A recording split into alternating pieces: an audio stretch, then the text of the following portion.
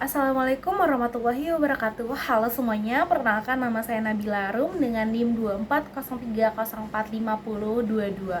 Jadi, pada kesempatan kali ini saya akan membahas tentang ancaman dan pasal-pasal karet Undang-Undang ITE terhadap demokrasi digital menuju shutdown of expression. Seperti yang kita ketahui bersama bahwasannya Undang-Undang Informasi dan Transaksi Elektronik atau yang lebih kenal sebagai dengan UU ITE pertama kali disahkan itu di tahun 2008 dan direvisi kembali di tahun 2016. Jadi undang-undang ini tuh dibuat untuk mengatur aktivitas ruang digital mulai dari transaksi elektronik hingga perlindungan data dan keamanan cyber itu sendiri. Namun seperti yang kita ketahui bersama dalam perjalanannya UU ITE ini sering menjadi kontroversi dan beberapa pasal-pasal yaitu dianggap sebagai pasal karet. Alih-alih melindungi, UU ini itu kerap digunakan untuk membungkam kritik, menjebak warganet dan mengancam kebebasan berekspresi itu sendiri.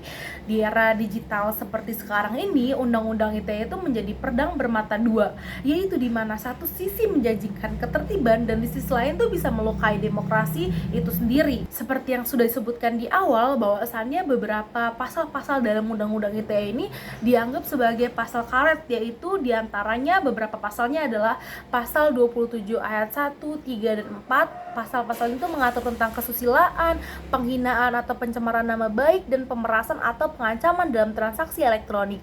Pasal 28 ayat 1 dan 2, pasal-pasal itu mengatur tentang penyebaran berita bohong dan ujaran kebencian. Pasal 26 ayat 3, pasal itu mengatur tentang penghapusan informasi yang tidak relevan. Pasal 45, 45A dan 45B, pasal-pasal itu mengatur tentang transaksi pidana terkait pelanggaran pasal-pasal lain dalam Undang-Undang ITE. Dari awal kita sudah menyebutkan istilah yang namanya pasal karet. Lalu apakah istilah pasal karet itu sendiri? Pasal karet itu mengacu pada pasal-pasal dalam undang-undang yang memiliki rumusan ambigu, tidak jelas, dan mudah ditafsirkan secara berbeda-beda atau multitafsir. Jadi sifatnya yang lentur seperti karet membuat pasal-pasal itu bisa ditarik ulur dan diterapkan pada berbagai situasi, bahkan yang sebenarnya tidak dimaksud oleh pembuat si undang-undangnya itu sendiri gitu. Lalu di era demokrasi digital seperti sekarang ini tuh era-era digital ini mengacu pada penggunaan teknologi informasi dan komunikasi untuk mendukung, memperluas, dan memperdalam beberapa hal menggantikan proses demokrasi yang tradisional.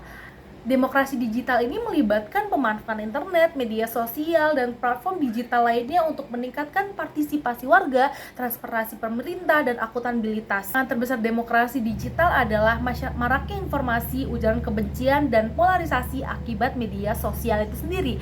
Dampaknya terhadap demokrasi digital adalah rasa takut menyuarakan pendapat di media sosial, meningkatkan sensor diri atau self-censorship, ancaman bagi aktivis, jurnalis, dan bahkan masyarakat biasa. Yang terakhir adalah demokrasi digital ini menjadi semu. Jadi Undang-Undang ITE yang awalnya dirancang untuk menciptakan keteraturan di ruang digital kini justru digunakan sebagai alat represi digital. Pasal-pasal karet dalam undang-undang ini memungkinkan aparat hukum menjerat siapa saja yang dianggap mengganggu ketertiban, bahkan ketika mereka hanya menyampaikan kritik atau pendapat pribadi mereka. Fenomena seperti ini tuh bukan hanya terjadi di Indonesia saja loh, di beberapa negara lain seperti Thailand, Vietnam, dan Mesir, undang-undang serupa juga digunakan untuk membungkam oposisi, menghapus konten kritik terhadap pemerintah, hingga memenjarakan aktivis mereka. Dengan dalih menjaga stabilitas negara, justru ini juga menekan warganya sendiri untuk tetap diam dan bungkam terhadap kritik-kritikannya. Nah, istilah itu tuh disebut sebagai shutdown of expression. Istilah ini merujuk pada tindakan menghentikan atau membatasi kemampuan seseorang untuk mengekspresikan diri baik secara verbal maupun non-verbal. Masyarakat justru dipaksa untuk tetap diam karena ketika mereka berbicara tuh mereka bisa berujung pada kriminalisasi dan tindakan memenjarakan gitu. Demokrasi digital yang seharusnya memberi ruang partisipasi justru tergeser oleh ketakutan. Jika ini terus dibiarkan, kita tidak hanya kehilangan kebebasan tapi juga masa depan demokrasi itu sendiri. Sebagai contoh kasusnya yaitu pada Agustus 2019 lalu terjadi kerusuhan di Papua dan Papua Barat menyusul aksi protes terhadap dugaan tindakan rasisme terhadap mahasiswa Papua di Surabaya. Pemerintah Indonesia melalui Kementerian Kominfo memblokir akses internet di sejumlah wilayah Papua dengan alasan menjaga ketertiban dan mencegah penyebaran hoax. Apa kasus ini dianggap sebagai shutdown of expression? Karena di dalam kasus ini tuh mempunyai aspek-aspek yang dianggap sebagai shutdown of expression. Di antaranya adalah yang pertama, pembatasan akses terhadap informasi.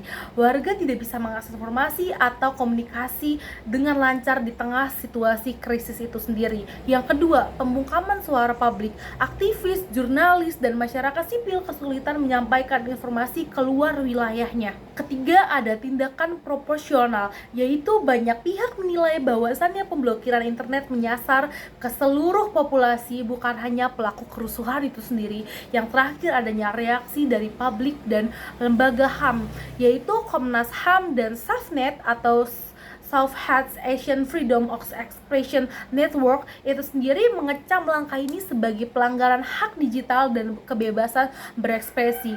Kasusnya yaitu pada putusan hakim pada 30 Juni 2020, Pengadilan Tata Usaha Negeri atau PT UN Jakarta memutuskan bahwa pemblokiran internet di Papua oleh pemerintah pada tahun 2019 adalah tindakan yang melanggar hukum. Ini menjadi presiden penting dalam konteks demokrasi digital dan hak kebebasan berekspresi di Indonesia ini sendiri. Kesimpulannya, kasus itu menjadi contoh nyata bagaimana demokrasi digital bisa terganggu ketika pemerintah memutuskan akses komunikasi, bahkan dalam konteks keamanan itu sendiri. Meskipun harus menjaga ketertiban adalah tanggung jawab negara, pembatasan harus proporsional, transparan, dan tunduk pada pengawasan hukum itu sendiri. Kritik terhadap pasal-pasal karet dalam Undang-Undang ITE bukan tanpa respon. Dalam beberapa tahun terakhir, muncul inisiatif dari DPR dan Kementerian Kominfo untuk merevisi undang-undang ini.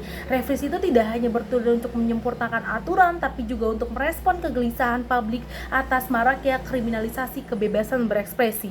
Masyarakat sipil, akademis, dan jurnalis memainkan peran penting dalam mendorong perubahan. Lewat diskusi publik, advokasi, dan pelaporan kasus, mereka bisa menjadi suara yang terus mengingatkan bahwa hukum harus berpihak pada keadilan, bukan kekuasaan. Namun perbaikan regulasi saja tidak cukup, literasi digital juga harus diperkuat.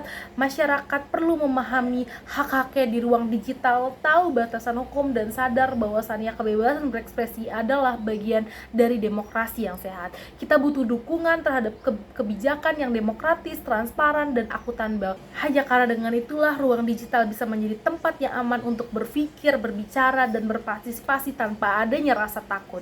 Demokrasi tidak akan tumbuh subur tanpa kebebasan berekspresi. Saat suara rakyat dibungkam dengan pasal karet, demokrasi terancam menjadi tirani digital.